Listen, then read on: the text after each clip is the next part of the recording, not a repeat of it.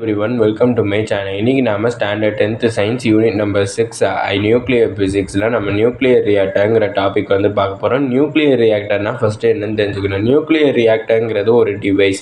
இந்த டிவைஸ் வந்து எதுக்கு யூஸ் பண்ணுறாங்கன்னா எலக்ட்ரிசிட்டி ப்ரொடியூஸ் பண்ணுறதுக்கு வந்து இந்த நியூக்ளியர் ரியாக்டருங்கிற டிவைஸ் வந்து யூஸ் பண்ணுறாங்க. அதுக்கப்புறம் இது எந்த மெத்தடை யூஸ் பண்ணி இந்த டிவைஸ் வந்து ஒர்க் ஆகுதுன்னு பார்த்தோம்னா நியூக்ளியர் ஃபிஷன் ரியாக்ஷனை வந்து பேஸ் பண்ணி ஒர்க் ஆகுது. ஏற்கனவே நம்ம சேனலில் வந்திருக்க வீடியோஸ், அதாவது நியூக்ளியர் ஃபிஷன், நியூக்ளியர் ஃபியூஷன், அதுக்கப்புறம் செயின் ரியாக்ஷன், அதை பற்றி பார்த்தா தான் வந்து இந்த நியூக்ளியர் ரியாக்ஷனோடைய மெக்கானிசம் வந்து புரியும். இந்த நியூக்ளியர் ரியாக்டரில் வந்து எனர்ஜி வந்து ரொம்ப சஸ்டெயினாக கண்ட்ரோல்டு மேனராக இருக்கும். ஏன்னா நியூக்ளியர் ஃபிஷன் ப்ராசஸ் வந்து நடக்கிறப்ப எனர்ஜி வந்து அன்கண்ட்ரோலபிளாக இருக்கும். ஆனால் இந்த நியூக்ளியர் ரியாக்டரில் வந்து கண்ட்ரோல்டு மேனராக வச்சுருப்பாங்க. அப்படின்னா தான் வந்து எலக்ட்ரிசிட்டி ஈஸியாக ப்ரொடியூஸ் பண்ண முடியும். இந்த ஃபஸ்ட்டு நியூக்ளியர் ரியாக்டர் வந்து எங்கே பில்ட் பண்ணுறாங்கன்னா சிகாகோ, அதாவது யூஎஸ்ஏல இருக்கக்கூடிய சிகாகோவில் வந்து ஃபஸ்ட்டு பில்ட் பண்ணுறாங்க. எந்த இயர்னா 1942, அதாவது செகண்ட் வேர்ல்டு வார் முடிகிறதுக்கு முன்னாடியே வந்து இந்த ஃபஸ்ட்டு நியூக்ளியர் ரியாக்டரை வந்து பில்ட் பண்ணிடுறாங்க.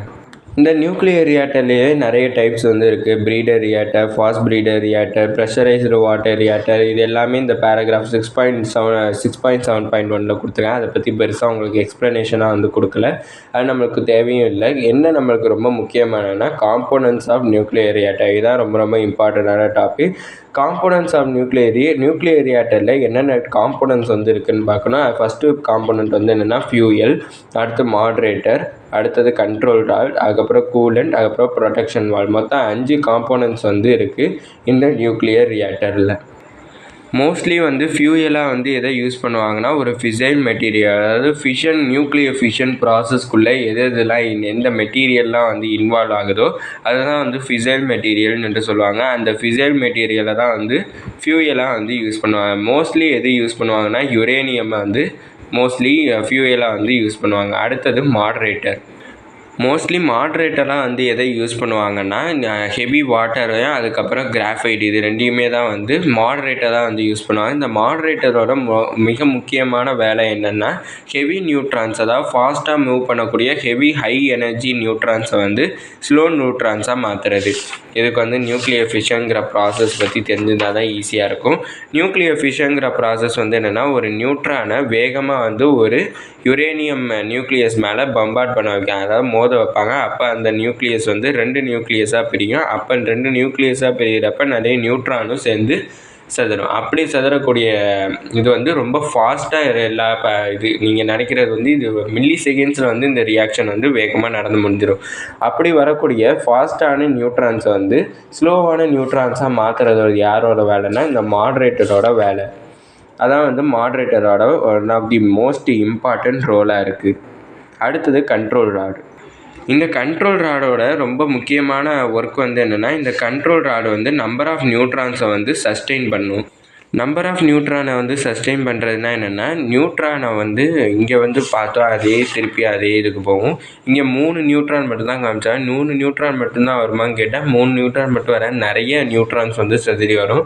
அப்படி செதறி வர்ற நியூட்ரான்ஸ் வந்து இன்னொரு நியூக்ளியை மேலே மோதி அது இன்னும் நிறைய செயின் ரியாக்ஷனாக நடந்துக்கிட்டே இருக்கும். அப்போ ரொம்ப மிகப்பெரிய அமௌண்ட் ஆஃப் எனர்ஜி வந்து கிடைக்கும். அப்படி ரொம்ப பெருசாக எனர்ஜி கன்வெர்ட் ஆச்சுன்னா நியூக்ளியர் ரியாக்டரே பிளாஸ்ட் ஆகிறதுக்கு வாய்ப்பு இருக்குது. அப்படி பிளாஸ்ட் ஆகாமல் தடுக்கிறதுக்கு எது யூஸ்ஃபுல்லாக இருக்குன்னா இந்த கண்ட்ரோல் ராட். மோஸ்ட்டாக இதை கண்ட்ரோல் ராடாக யூஸ் பண்ணுவாங்கன்னா போரான், அதுக்கப்புறம் கேட்மியம் ராட்ஸ், இதை தான் வந்து கண்ட்ரோல் ராட்ஸாக யூஸ் பண்ணுவாங்க. இந்த இடத்துல தான் வந்து கண்ட்ரோல் ராட்ஸை வந்து ப்ளேஸ் பண்ணுவாங்க. இப்படி ப்ளேஸ் பண்ணுறது மூலமாக வந்து நியூட்ரானை வந்து சஸ்டெயின் பண்ண முடியும். அதாவது நியூட்ரானை இது வந்து அப்சர்வ் பண்ணி சஸ்டெயினபிளாக வந்து மாற்றும். அடுத்து முக்கியமான ஒரு காம்போனன்ட் வந்து என்னென்னு பார்த்தோம்னா நியூக்ளியர் ரியாக்டரில் கூலண்ட். இந்த கூலண்ட்னா வந்து எலக்ட்ரிசிட்டியை வந்து ப்ரொடியூஸ் பண்ணுறதுக்கும் one of the most important கோராக வந்து இருக்குது. இந்த கூலண்ட் இப்போ வந்து நான் ஏற்கனவே சொல்லியிருந்தேன் நியூக்ளியர் ஃபிஷன் ப்ராசஸ் வந்து நடந்துகிட்ருக்கப்ப ரொம்ப ஹெவி அமௌண்ட் ஆஃப் எனர்ஜி வந்து கிடைக்கும். அந்த எனர்ஜியை வந்து ஒரு ஹீட்டாகவோ இல்லைனா ஒரு ரேடியேஷனாகவோ இல்லைனா ஒரு லைட்டாகவோ கன்வெர்ட் ஆகும். அப்படி ஹீட் ஆகிறப்ப வந்து அந்த கோரும் வந்து ரொம்ப ஹீட் ஆகும் அதில் கிடைக்கக்கூடிய எனர்ஜி மூலமாக. இப்போ இந்த கூலண்ட் வந்து பெருசாக எதை கூலண்ட்டாக வச்சுருப்பாங்கன்னா வாட்டரை வந்து கூலண்ட்டாக வச்சுருப்பாங்க. அப்படி வாட்டர் வந்து இதோடைய ஹீட்னால் ஹீட் ஆகும். வாட்டர் வந்து அதுக்கப்புறம் ஸ்டீமாக கன்வெர்ட் ஆகும். அந்த ஸ்டீம்னால அதில் இருக்கக்கூடிய டர்பைன்ஸ் வந்து சுற்ற ஆரம்பிக்கும். டர்பைன்ஸ்னால் வேறு ஒன்றும் இல்லை, மோட்டார்ஸ். அந்த மோட்டார்ஸ் வந்து சுற்ற ஆரம்பிக்கிறப்ப வந்து எலக்ட்ரிசிட்டி வந்து ப்ரொடியூஸ் ஆகும். அப்படின்னா இந்த கூலண்ட்டு தான் வந்து one of the most important role வந்து ப்ளே பண்ணுது இந்த நியூக்ளியர் ரியாக்டரில். எதுக்குன்னா எலக்ட்ரிசிட்டி ப்ரொடியூஸ் பண்ணுறதுக்கு. அடுத்தது ப்ரொடெக்ஷன் வால். ஏற்கனவே சொல்லியிருந்தேன், நியூக்ளியர் ஃபிஷன் ப்ராசஸ் வந்து நடக்கிறப்ப எனர்ஜி வந்து எப்படி வெளிப்படும்னா ரேடியேஷன், ஹீட்டு, லைட்டு 3மாக தான் வந்து வெளிப்படும். அப்படி வந்து ரேடியேஷன் வந்து அதிகமாச்சுன்னா வந்து ரேடியேஷன் அதிகமாகிறப்ப வந்து கேன்சர் செல்ஸ் வந்து கிரியேட் ஆகும். அதுக்கப்புறம் காமா ரேஸ்னால் வந்து இறந்து போகிறதுக்கு கூட வாய்ப்பு இருக்குது சுற்று வட்டாரத்தில் இருக்கிறவங்க. அதனால இந்த ப்ரொடெக்ஷன் வால் வந்து நம்ம இது பில்ட் பண்ணுற மோஸ்ட்லி வந்து ஹை திக்கான சிமெண்ட் வால்ஸாக தான் இருக்கும். அந்த சிமெண்ட் வால் வந்து ப்ரொடெக்ஷன் வால்ஸாக வந்து யூஸ்ஃபுல்லாக இருக்குது. அதுக்கப்புறம் இது வந்து என்விரான்மெண்ட்டை வந்து எந்த ரேடியேஷனும் எஸ்கேப் ஆகாமல் இருக்கிறதுக்கு இந்த ப்ரொடெக்ஷன் வால் வந்து ரொம்ப யூஸ்ஃபுல்லாக இருக்குது. இதான் வந்து ஒரு நியூக்ளியர் ரியாக்டரோட டயக்ராம். அதுக்கப்புறம் இந்த நியூக்ளியர் ரியாக்டரோட யூஸஸ் வந்து கொடுத்துருக்காங்க. இந்த நியூக்ளியர் ரியாக்டர் எதுக்கு மோஸ்ட்லி வந்து யூஸ் பண்ணுறாங்கன்னா பவர் ஜென்ரேஷனுக்கு தான் வந்து ரொம்ப மோஸ்ட்லி வந்து யூஸ் பண்ணுறாங்க இந்த நியூக்ளியர் ரியாக்டர். அதுக்கப்புறம் ரேடியோ ஐசோடோப்ஸ் வந்து க்ரியேட் பண்ணுறதுக்காண்டி இந்த நியூக்ளியர் ரியாக்டர்ஸ் வந்து யூஸ் பண்ணுறாங்க. அதுக்கப்புறம் அதுக்கு வெரைட்டி ஆஃப் அப்ளிகேஷன்ஸ் வந்து இருக்குது இந்த ரேடியோ ஐசோடோப்ஸுக்கு. அதுக்கப்புறம் வந்து நியூக்ளியர் ஃபிசிக்ஸை பற்றி ரிசர்ச் பண்ணுறதுக்கும் வந்து இந்த நியூக்ளியர் ரியாக்டர்ஸை வந்து யூஸ் பண்ணிக்கிறாங்க. அதுக்கப்புறம் ப்ரீடர் ரியாக்டர், இந்த நியூக்ளியர் ரியாக்டர்ஸோட டைப்ஸ்லேயே வந்து பார்த்தோம். ப்ரீடர் ரியாக்டர் ஸ்டார்டிங்லேயே கொடுத்துருந்தாங்க. இந்த ப்ரீடர் ரியாக்டர்ஸ் வந்து எதுக்கு யூஸ் பண்ணுறாங்கன்னா நான் ஃபிசைலபிள் மெட்டீரியலை ஃபிசைலபிள் மெட்டீரியலாக மாற்றுறதுக்காண்டி.